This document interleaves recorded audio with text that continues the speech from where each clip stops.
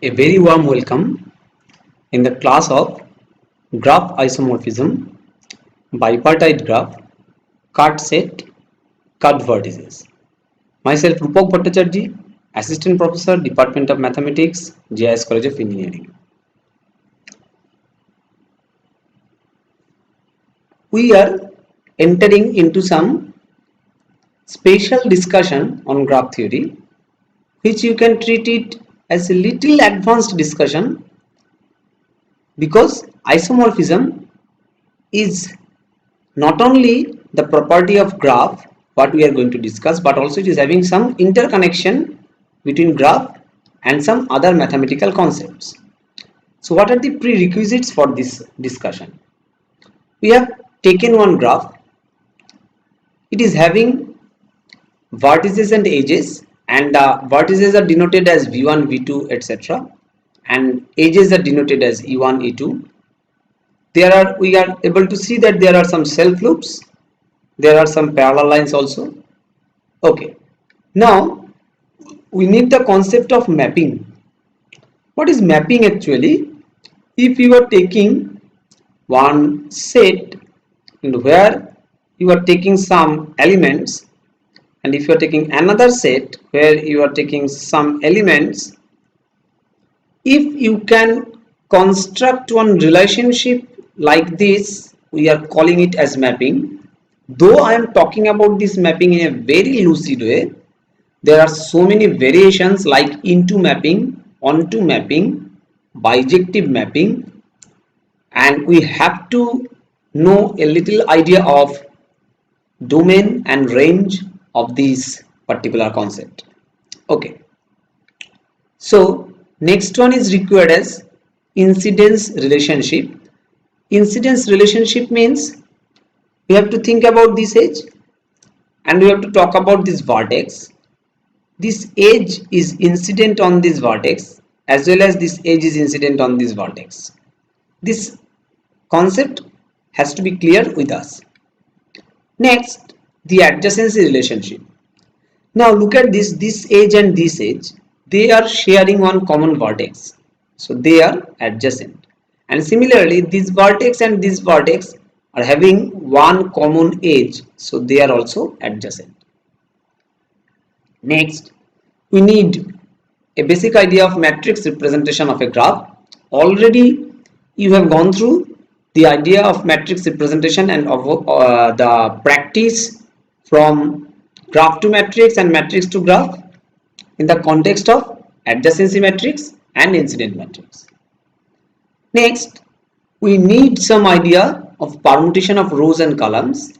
That means when we are having some matrix and we are having some informations in rows and columns, we can interchange them, and this interchange is allowed in the context of permutation of rows and columns. Okay, now what is isomorphism? Two graphs G1 and G2 are isomorphic if there is a 1-1 correspondence. What is the meaning of this 1-1 correspondence will be clear to you, between the vertices of G1 and those of G2. How? Such that the number of edges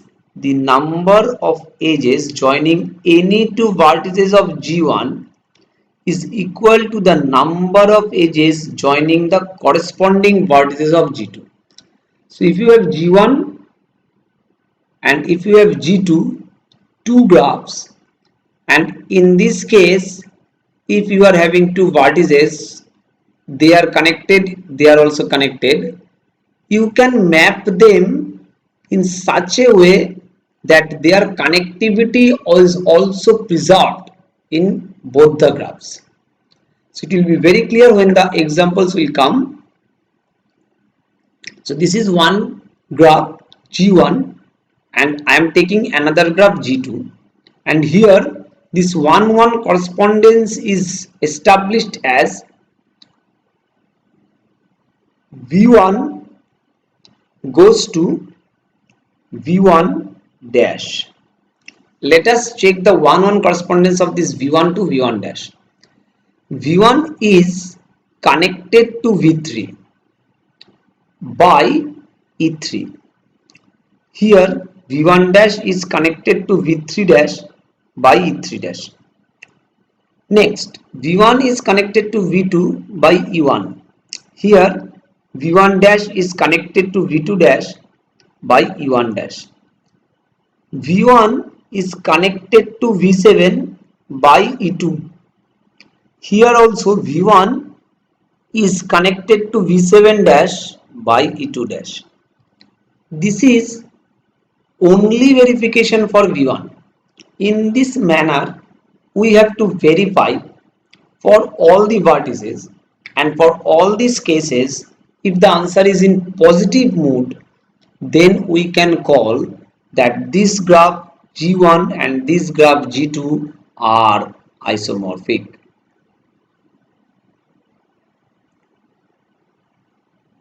Now some more illustrations will be there for you.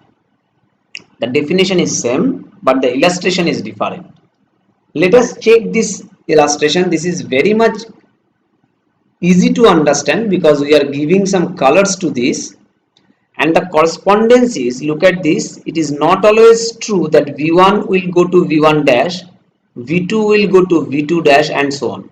We can make some different correspondence also, but the correspondence has to be 1-1 correspondence. Here A is linked with 1, A is the vertex here and 1 is the vertex here.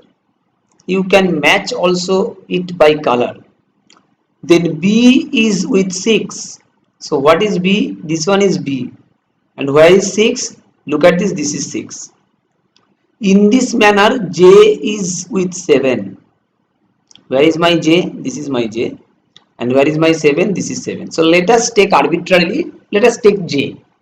Now look at this, J is connected to D, C and B. And what is D here? 3. What is C here? 8. And what is B? What is B here? B is 6. So I have to check. And what is J here? 7. So I have to check in this graph whether 7 is connected to 3, 8 and 6. 7 is connected to 3, 8 and 6. In this manner, we can establish that the 1-1 correspondence between J and 7 is preserved, and we have to verify this is preserved for all the vertices, and then these two graphs will be called isomorphic. Now I am going to show you one very important illustration. This is one graph, and if you don't see this one, then you will be astonished to know that this graph and this graph, it don't look same, but this is nothing but the conversion from this to this and this to this just by twisting it. And if it is assumed that it is just entangled with some flexible connections, so it is actually, now look at this, this is rotated and this vertex is now here, and this vertex is actually going to this, and in this vertex and connected to this one, and in this way this rotation is actually done. Rather we can call it as twisting is done, and in this manner you can get some isomorphic graphs. It will be very clear in the next slide. Again we are depending on some illustration, and let us follow this one. In every steps, actually you are getting some different representation of the same graph, because if you follow the vertices and their connectivity, you will see that their connectivity is preserved. Nowhere the edges are distorted, nowhere the edges are actually disconnected from the vertex, but every time you are getting the presentation is different. So we can just think about it, only different drawing when we are drawing the graph from the graph theoretic notification. Now some points to note. Two isomorphic graphs must have, it is obvious that the same number of edges, it is also obvious that is the same number of vertices, and an equal number of vertices with a given degree. But the question is, are they sufficient? Means if we have two graphs where the number of edges are same, the number of vertices are same, and the number of vertices with equal number of vertices with same degree. Let us check. So this is our G1 and this is our G2. So what we are getting, 1, 2, 3 pendant vertices. 1, 2, 3 pendant vertices. 1, 2, 3, 4, 5, 6. 1, 2, 3, 4, 5, 6. 6 vertices. Okay. Then 1, 2, 3, 4, 5. 1, 2, 3, 4, 5. 5 edges. Very good. There is only one vertex which is having degree 3. There is only one vertex which is having degree 3. And there are 3 vertices with degree 1. There are 3 vertices with degree 1. And there are 2 vertices with degree 2. There are 2 vertices with degree 2. So this concept is preserved. This concept is preserved. This concept is also preserved. But the question is, are they isomorphic? Now look at this one very cautiously. If you see this vertex with degree 3, it is connected with 2 pendant vertices. And if you see the degree 3 vertex in this graph, it is connected with only one pendant vertex. From this particular observation, we can claim that they are not 1-1 correspondence. That means they are not isomorphic graphs. So they are necessary, but they are not sufficient for being a graph isomorphic. Okay, now some more points to note. Two graphs are isomorphic if and only if their incidence matrix is 1 is obtained from the other by permutation of rows and columns. That is why permutation of rows and columns are in the prerequisite part of this discussion. We are having this graph whose incidence matrix is given in this pattern. So the vertices are mentioned here and the edges are mentioned here, and you can just simply look at this. V1 E1 is 1 because they are connected, that is incident. V1 E2 is 0 because V1 it is not incident. In this manner this incidence matrix is generated, and it is already discussed to you in the class of incidence matrix. Now we are taking another graph, and this is the incidence matrix of this particular graph. Our question is, if we can get this one from this one or this one from this one by permutation of rows and columns, then we can claim that they are isomorphic. But just before the previous discussion, we get that they are not isomorphic. How to prove that they are not isomorphic? By this particular property. So you can see that 1 1 0 0 0 0 1 1 0 0 0 0, this row and this column and this column are same. Then 0 1 1 0 0 0 0 1 1 0 0 0, these columns are also same. Then 0 0 1 1 0 0 0 0 1 1 0 0, they are also same. Now 0 0 0 1 0 1 0 0 0 1 0 1, this is not same. So can I use any permutation so that we can try to make it same? You have to observe the thing very cautiously, then only you can identify, rather you can approach to the problem, at least to decide, okay, it is possible or it is not possible. So if we exchange 5th row and 6th row, then what we get? Look at this, 0 0 0 0 1, and if we make it 0 0 0 0 1, so if this 0 0 0 0 1, this row is coming here, then this 0 0 0 0 1, this 0 0 0 0 1 will be coming here, so this row and this row will be same. But what you get in that case, this 0 0 0 0 1, for this 0 0 0 1 1 0, this will become 0 0 0 1 1 then 0. So fourth column of these two matrices which were actually not same will be same now. But for this exchange, this will become 0 0 0 1 0 1, and this will be 0 0 1 0 0 1. So you will get these two matrices where among 5 columns for both of them, you are getting 4 columns are identical, but the fifth one is not. Fifth one of this matrix and fifth one of this matrix are not identical. That means by using permutation of rows and columns, it is not possible for you to make them identical. So obviously they are not isomorphic. Now we are taking two adjacency matrix of two graphs, G and H. Now the question is, who are they? So which property now we are going to discuss is also very important. It is another point to note.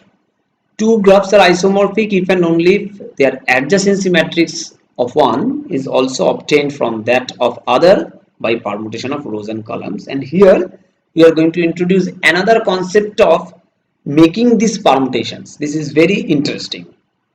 Look at this. We are now thinking about G and H, whether they are isomorphic or not. We need one permutation matrix P in such that we can represent AG by PAH P transpose. Then we can claim that they are isomorphic. So this is our G and this is our H. And what is the permutation we are using? Before that, look at this. 1 goes to 5. That means this 1 is actually going to 5. Then 2 goes to 4. Then this 2 is going to 4. And in this way, 3 goes to 1, 4 goes to 2, 5 goes to 3. This is very interesting. Look at this, 1 goes to 5. Then 5 goes to 3. Then 3 goes to 1. That means here this particular thing is complete. Then you think 2, then 2 goes to 4 and 4 goes to 2, so it is also complete. That is why we can write this as this one. Clear? Now this is actually happened. Now this permutation can be represented as this form.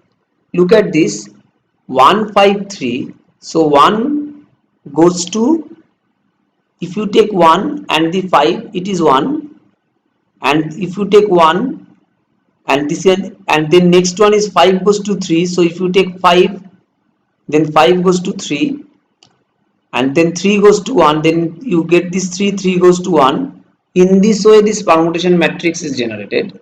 And in this transpose, that means you know that the rows is going to be columns and the columns is going to be converted into rows.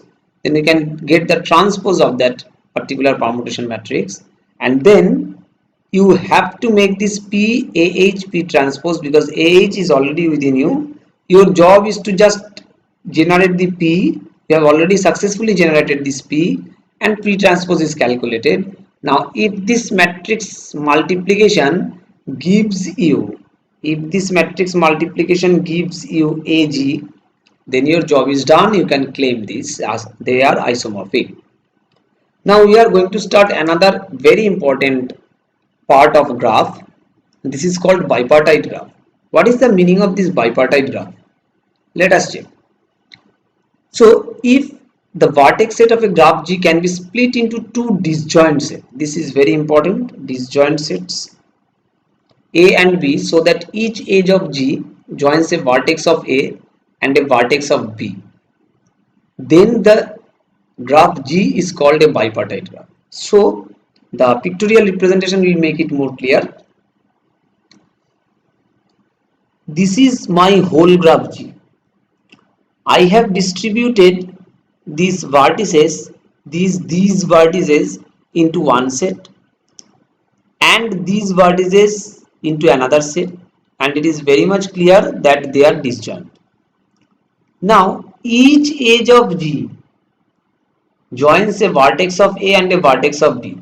Look at this, these are the edges of G, and these edges are having one step in this particular set and another step in this particular set. That means they are actually connecting in this pattern. There is no edge between them as well as there is no edge between them. Every edge is connecting in these two disjoint vertexes. This is also true here, this is also true here. But some very important observations regarding bipartite graph and its properties are coming.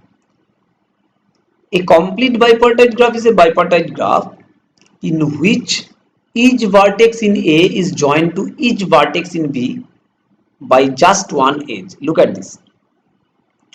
This one and this one are connected by one edge. But this one and this one are not.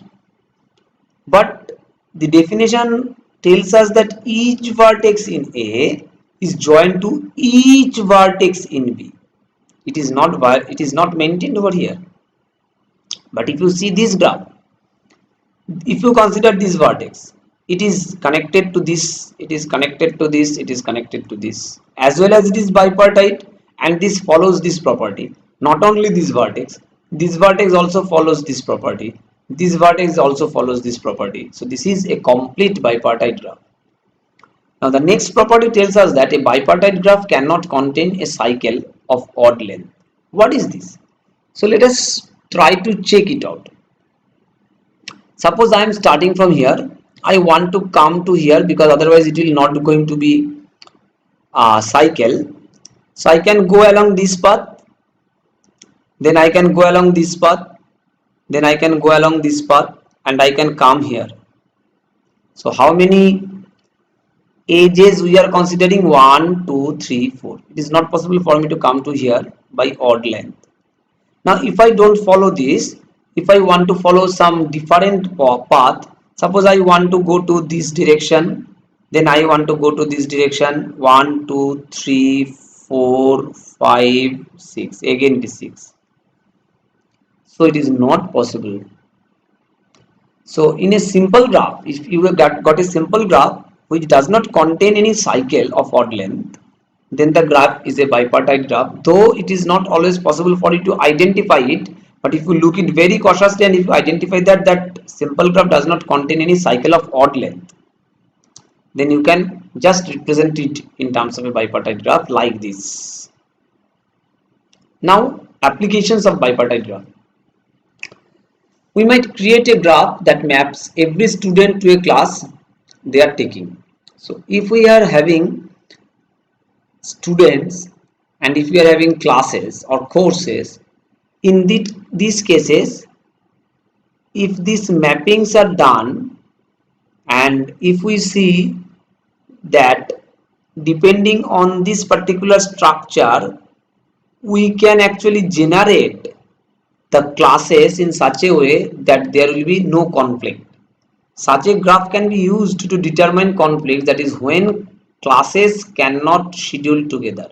Because if a student takes this class as well as this class, you can't schedule these two classes together. But if this student does not take this class, and then if this class is not taken by also this one and this one, and if this student and this student are in same different class, then this class and this class can be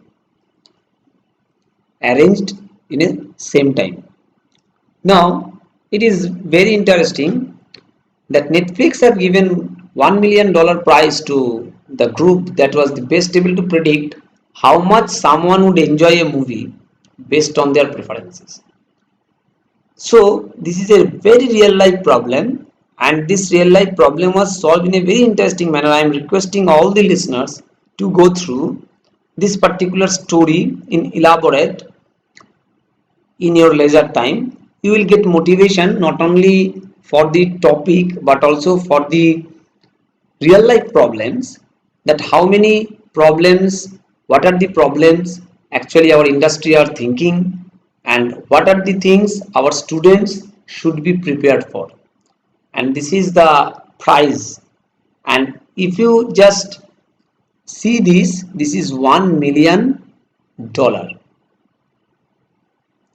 Now we are actually entering another topic, which is card set. First of all, if I just see the diagram, then it will be clear. A bridge is a single edge whose removal disconnects the graph. So if you remove this, then this one is one part and this one is another part. That means it makes this one disconnected. Then this is called bridge, and this is true for this one also. This is true for this one also, but not for this, but not for this, not for this, and so on.